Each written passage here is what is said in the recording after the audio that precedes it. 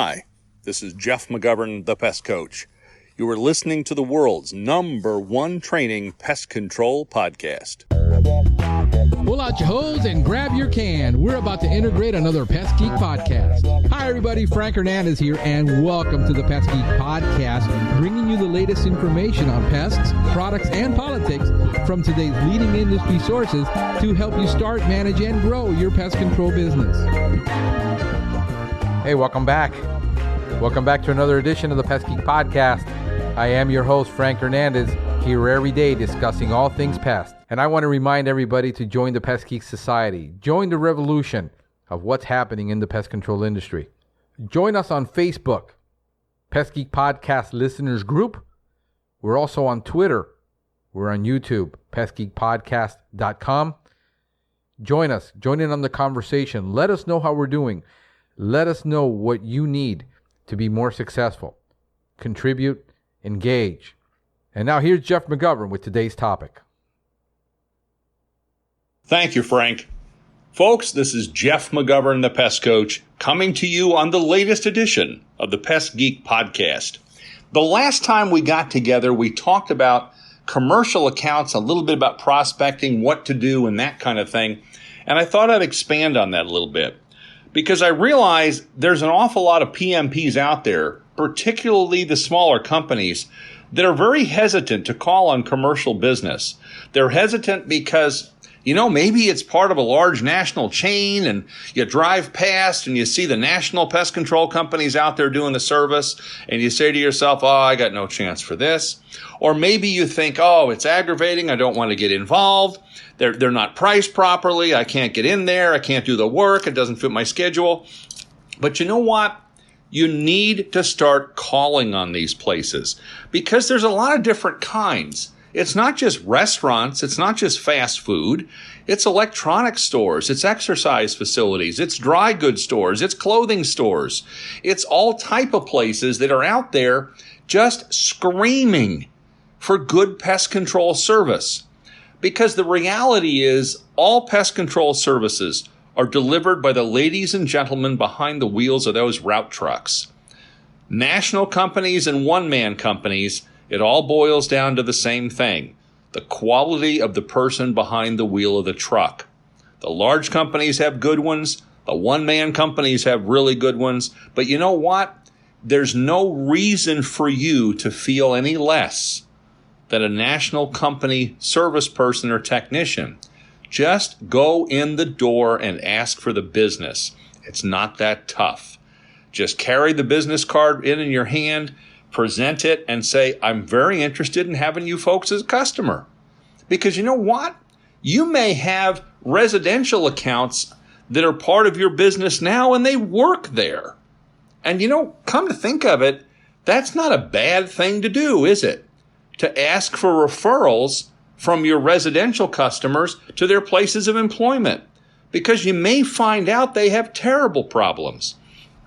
Some of the finest services I've seen sold over the years were when folks had a residential account and they went, wow, these people are really wealthy, whatever. They have a beautiful home. I take care of their home. And when they finally got enough gumption to ask, what type of work do you do? I'd love to service your business. Well, come to find out they own a great big warehouse or something, and it may be serviced by a national company, and they're just not happy. There's no reason that a small operator can't take care of it. Yeah, there's going to be some issues with regards to insurance coverage and such, but you know what? It's a phone call. And when you make that phone call and you find out what it's going to cost, all those costs involved get rolled right into your hourly rate.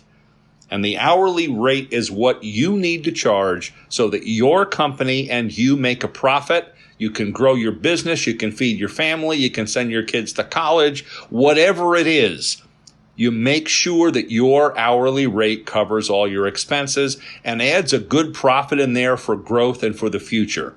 Because you know what? Every one of those commercial businesses is set up the same way. They have that profit built in. Now, as a general rule, the one thing we've always discussed in commercial work, it's $125 a man hour, but that's just a basic rule of thumb. It can vary because it depends on the expenses that you are having with your own business. But when you approach these folks, obviously you want to take a look around. You want to make an assessment. You want to make an evaluation. And in some cases, you know what? You can charge for that service. You know, when you make arrangements to see them, maybe you've handed off a business card and they want to see you, you know, maybe you need to let them know. Well, the assessment process that we perform is very detailed, and the fee is $125. The fee is $250. And I've seen this done very successfully, but in a lot of cases, we don't ask. And we simply need to ask to say, this is what we charge. And you may decide, if you decide to do business with us, you may say, all right, we're going to take that off of the first service. That's fine. But the fact of the matter is you're getting paid for what you do. Now, once you're doing that assessment, you also want to ask to see the records of what's been done before. That's really important. That's kind of like when you go to see a doctor for the first time, he'd like to see your medical records. You'd like to see the pest control records to find out what in the heck has been done. Because if you've been invited in to take a look, chances are something's going wrong, and that business person does not feel protected by his current firm. I've seen this so many times over the years, I can't even count it. And sure enough, somebody goes in there and they have no trouble taking that service over. But you need to investigate the records, because you know what? Going in there and nuking the place or throwing products all over is not going to get the job done. It's focused effort with a careful investigation that gets the job done. And that's what you need to do, because that's what a professional does. And I will encourage you, for heaven's sakes, do not beat the competition up while you're doing this. Do not point out to that individual in charge how absolutely rotten the previous service was. Do not bring them a bunch of funky bait stations that somebody has in service for 6 months. Do not do that, because that's not professional. And frankly, when you're doing this and you're throwing this all in your face, you might as well be saying to them, you idiot. Why did you stick with these people so long? You must be stupid, because that's what they're hearing. You're insulting their decision-making in the process. Don't do it. Take the high road, be the professional, indicate what you're going to do. And when you do get started, you need to remove the evidence of that prior service. Get it out of there. I really don't like to see companies taking over somebody else's bait stations, for example, and remarking them as their own.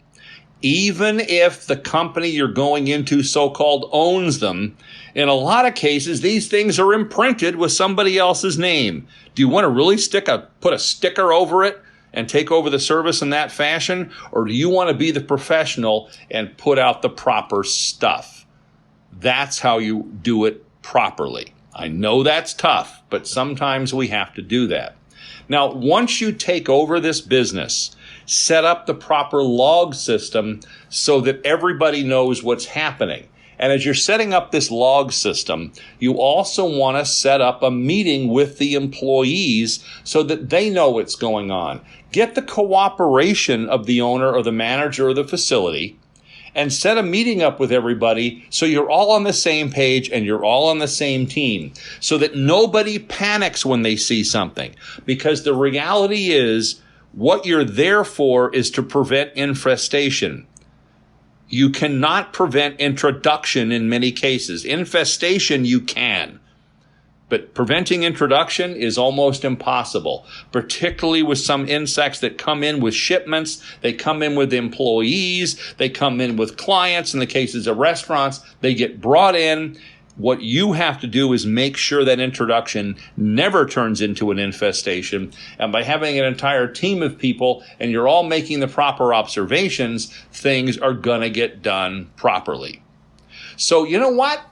I'm going to say let's stop right here for today. We'll just have a short segment with regards to commercial. There's much more to discuss, but I'll let you digest what I've just told you. And I want to add one other thing.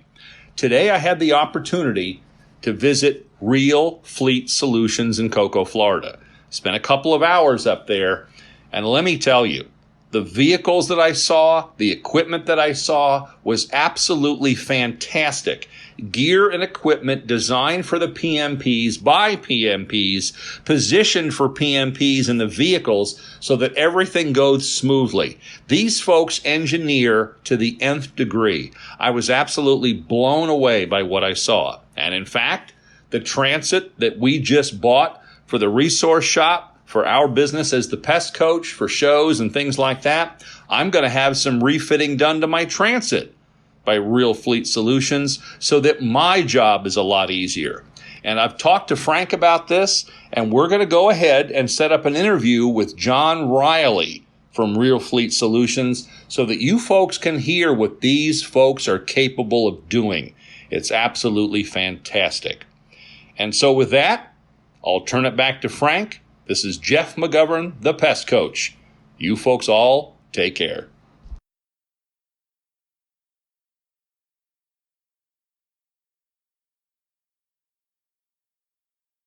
We hope you have enjoyed this edition of the Pest Geek Podcast. Have a pestacular day. Thank you for listening to the Pest Geek Podcast. If you have enjoyed the Pest Geek Podcast, please give us a rating, write a review, or subscribe to the channel. You can join the Pest Geek Society by visiting pestgeekpodcast.com. Thank you for listening. See you next time.